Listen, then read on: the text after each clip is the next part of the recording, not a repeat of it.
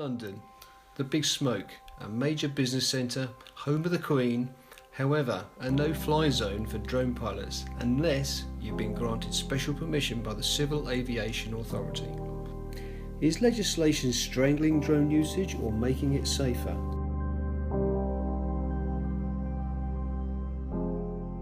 We are here today to speak with a professional drone pilot who runs his own business and a new hobby flyer who would like to eventually become a commercial flyer. My name's Richardson. Never having flown anything before, ever. Got the box, took it out into the back garden. It was a nice summer's evening. Managed to power it up, put it up in the air, and then promptly decapitated most of the flowers in the garden.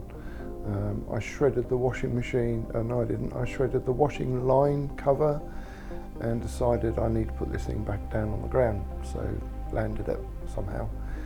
Broke a couple of propellers and decided that that really wasn't very clever. Clearly need a lot more space and someone who knows what they're doing to teach me how to do it properly. So I did a bit of research, found a club for helicopters who also allowed people with quadcopters to come in. So I joined the club at Waldringfield, up near Martlesham, Woodbridge area, and found someone there who was willing to teach me how to fly it properly. A massive open space, planning permission, it's a proper club. So I joined the club and learned how to do it at that point. So I suppose it took me the best part of 10 to 15 minutes to realise that you've got to practice this thing. You can't do it in a small space like my back garden, which is what, 20 metres square I suppose. Just not practical. You've got to find a safe place to practice. So it probably took me, I suppose, about 2 or 3 weekends to get a proper grip of it before I felt comfortable. But that was only flying in what's called GPS mode. It was a whole different world flying in what's called ATI mode, which is when you turn the GPS off and you're at the mercy of the wind and the weather. That's a lot more difficult to fly like that. It takes a lot more practice, a bit more skill. Hi, I'm Ashley and I've been doing filmmaking for 8 years and I'm currently a student at Ravenbourne. Yeah, so I bought the drone like a week ago and I first flew it, like I picked out the box and I flew it. I had some trouble setting it up, but like half hour later I just picked it up. I was flying it out in like an industrial estate, which I heard was quite illegal. I do think the laws are too strict, but then I kind of feel like we need them, simply because you get all these weird people that fly into bedroom windows and film, and like people go down the park and sit in their car while they're filming in the playground with a drone. So I feel like it's kind of needed, but I think, no, actually, thinking back, I don't think it's too strict. I think it's quite good that we have these laws, but then I think people like myself who just want to fly for some fun, then I feel maybe there should be some sort of like background test on you to make sure you're not like pedo in the brain. Then maybe you should. If you pass that, then it's fine. Like just carry a bit of paper saying you're certified. So if I wanted to go into commercial use with a drone and film, then I'd have to get like a license, about 1,500 quid or something like that. I've looked into it a little bit and it's literally a full day of learning the safety, learning the law, where you can and can't fly, what you can do with it and like how far and how high you can go, all that sort of stuff. And I just think that's a waste of money. Like, why is it so expensive? Why not just make it cheaper so it's affordable and you don't get all these people breaking the law? Yeah, at the moment, the only airborne options that the constabulary has, or any constabulary has really, certainly in this part of the world, is it's called NPAS, National Police Air Service, which is a full-blown helicopter. You'll often see it around. But NPAS, as an organisation, have been subject to the similar type of budget cuts as all the constabularies have, and subsequently they've rationalised the distribution of aircraft around the country, and the one that we used to own for ourselves in Suffolk, which was handed over to NPAS, was based at Wattisham, which is just outside Ipswich, nice and handy, is going to be based in the south of Essex somewhere. not too far from the Kent border. Well, by the time you've got it organised to get up in the air and you've flown it over here to do what you want to do with it, it's probably half run out of fuel by then. So it's got to land, refuel, and it's just not that effective anymore. And of course Norfolk, for instance, who shares services with Suffolk, will be utilising the same aircraft, and it isn't going to get that far. It's too far.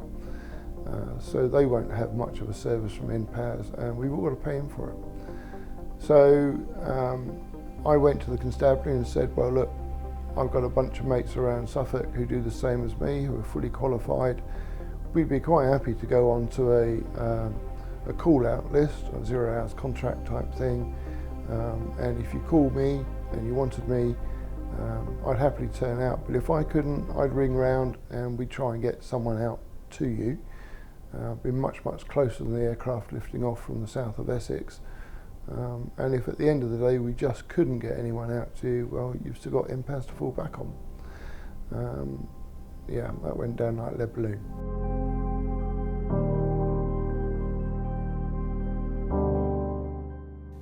Mick wasn't successful with his proposition to Suffolk Police, even though they're being used elsewhere, such as in Wales. But will the police embrace this technology in the future, particularly in rural areas?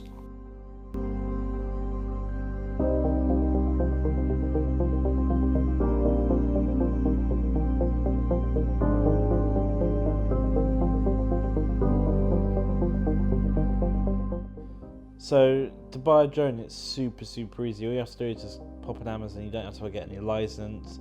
You don't have to do any tests, any qualifications, or anything like that. Which I was very surprised, simply because all the laws that come into play with it. The safety rules for anybody, regardless whether you're a hobbyist or a professional, are the same. So we all have to comply with the same rules. The real difference is that I know what those rules are because it's part of the education exam process, and I have to demonstrate I know what those rules are when I'm tested. And in order to get a permission for aerial work from the from the Civil Aviation Authority, I have to write within an operations manual, which is quite a big old document, I have to say, that I can understand those rules and how I'm going to apply those rules in any work that I do. So the rules are, distilled down, you call it a VLOS bubble. VLOS stands for visual line of sight, and the bubble is the space in which you're allowed to fly. Child's in the plane this week, I think, and they've already put a no-fly zone over around here. And not to mention you've got a military base around the corner. So I mean, I'd love to fly in these areas, but I think about it, countryside would be a lot easier, because like, who's going to stop you? Like, it says no fly zones, but really there's not much police around. So the rules are basically no higher than 400 feet, whereas the aircraft are considerably, the aircraft are able to fly considerably higher than 400 feet. So my aircraft, the one you've seen me fly, that can go to about 3,500 feet. The distance, no further than 500 metres maximum. And again, my aircraft will go to about 3.5 kilometres. By which time you've absolutely, completely and utterly lost sight of it. You haven't got a clue where it is or what it's doing, other than what you can see on your own monitor, which doesn't really help you if you can't see what the aircraft is physically doing. You won't be able to see any obstructions that are anywhere near it, so you might be flying into high voltage cables that you're not aware of at that distance, whereas maximum 400 feet, maximum distance 500 metres, you've got a much better chance of being able to keep visual contact with the aircraft. One day someone's going to make catastrophic error and put a drone up into the path of an incoming aircraft. Because they either don't know about the rules or they don't care about the rules, but if they're commercially licensed and they're professional, they wouldn't even take off. unless they had specific flight permission from the air traffic control. Police in Britain say they're investigating an incident involving a drone and a passenger plane. This after a pilot reported that he believed a drone struck his jet before he landed safely at London's Heathrow Airport on Sunday. There don't appear to be any serious consequences, but the incident has prompted the British Airlines Pilot Association to call for more education for drone users and for stronger enforcement of rules to keep aircraft safe. I feel people who do that, who are putting other people's lives at risks purely for either the excitement of having a shot of an aircraft coming really, really close as it coming into land, or just because they're stupid, just ought to spend some time inside a small cell. Probably about 6 months they ought to do it, and never be allowed to fly another drone. But then how do you do that? Because they're not licensed. It's only the commercial people who are licensed. And if I lost my license from the CAA, it wouldn't stop me flying a drone. I just wouldn't be able to make money out of it. I could still do it as a hobby, and I could still do the same thing all over again. The problem is you can go into, I don't know, Toys R Us or Maplin's or wherever you want to go and buy these things off the shelf, no registration, no one knows you bought it. So I don't have a problem at all with anybody flying drones, provided they stick within the rules, which are there to keep everyone safe as best as possible, given that accidents will always happen. So I do have a friend who's crashed his drone. He picked it up out of the box and he just kind of went, he said he just went forwards and went straight into a wall. So he nearly broke his drone there, and he realised he should read the instructions to the wall, so he didn't damage anything, he just flew into a wall. But of course, if you were to disbar everyone from flying unless they had the relevant permission from the CAA, you wouldn't have anyone able to fly as a hobbyist. I'd love to fly in central London, but because I know like all the landmarks there, they'll look amazing, aerial shots. But worry about terrorist attacks, it's a complete no-fly zone. This is a pioneering time for drone technology. How will things evolve? The one thing we do know, this is the future when it comes to extraordinary filmmaking.